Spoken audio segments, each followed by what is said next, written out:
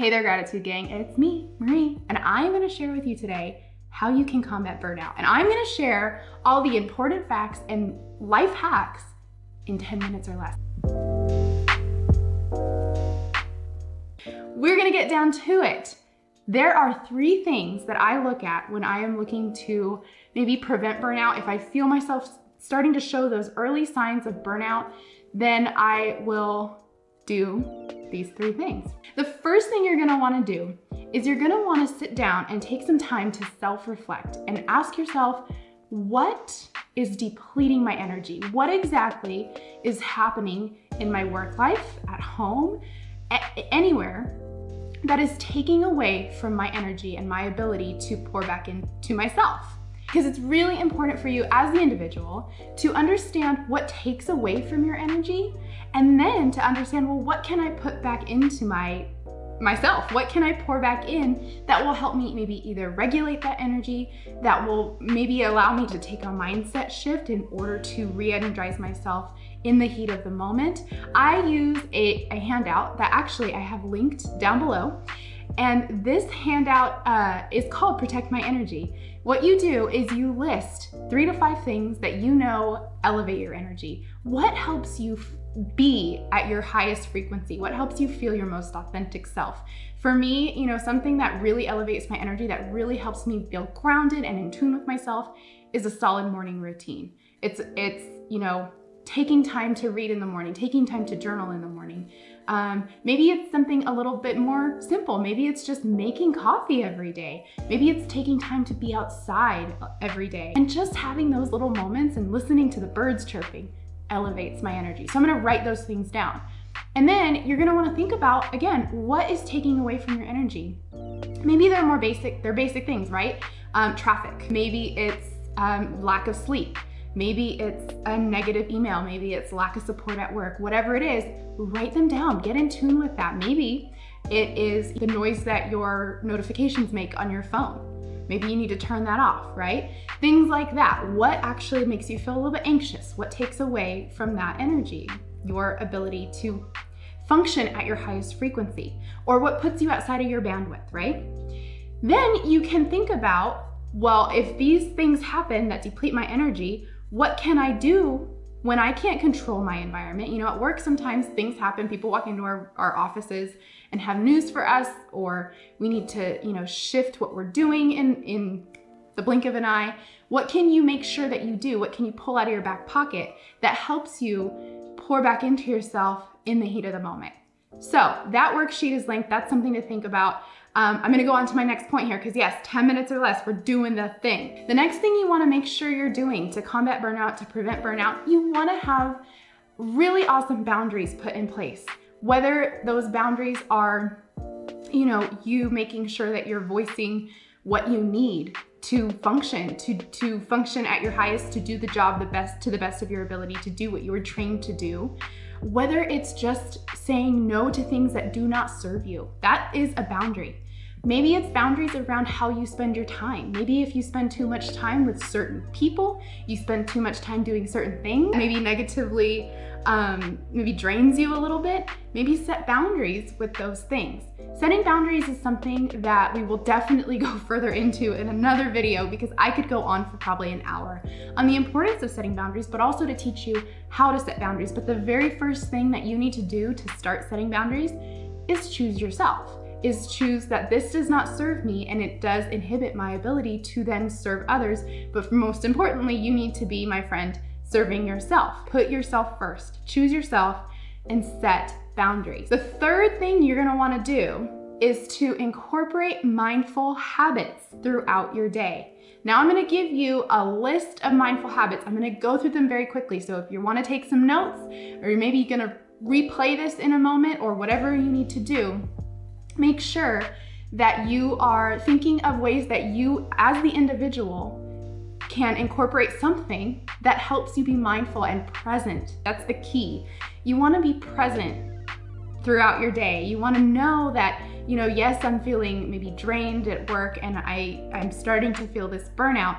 What can I do then that helps me kind of focus on where I'm at right now, focus on my environment?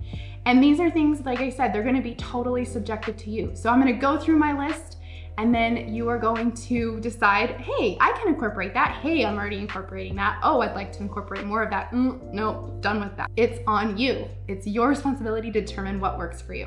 The first thing that I highly, highly recommend is having a daily gratitude practice. Whether this is something you do every morning, every night, maybe every morning and night, in a journal, taking time to really reflect on specifically that day, what you're grateful for when you wake up. What are you feeling grateful for right here, right now? Sometimes this practice gets a little bit mundane. I've heard many a time. Well, I sit and list the same things every day and I don't truly feel like the benefits of it. Okay, well then think of it in different ways. Maybe start thinking about what excites you for today. Maybe think about 3 good things that happened yesterday, but sit in that moment of that gratitude, of that goodness. Let your brain lower those cortisol levels through the experience of feeling gratitude and kind of heightening your serotonin and feeling good, and set yourself up to have that reflective practice that then, in the middle of the day, if you're starting to feel weary and burnt out, you have that to look back on. The next thing that's really awesome to try and implement could be a weekly self-reflective journal entry. So maybe every Friday or Saturday, you kind of just look back on the week. You think about ways that you've grown, the ways that you've won, the strengths you've noticed yourself exhibiting, whether it's in your workplace, in relationships, or whatever.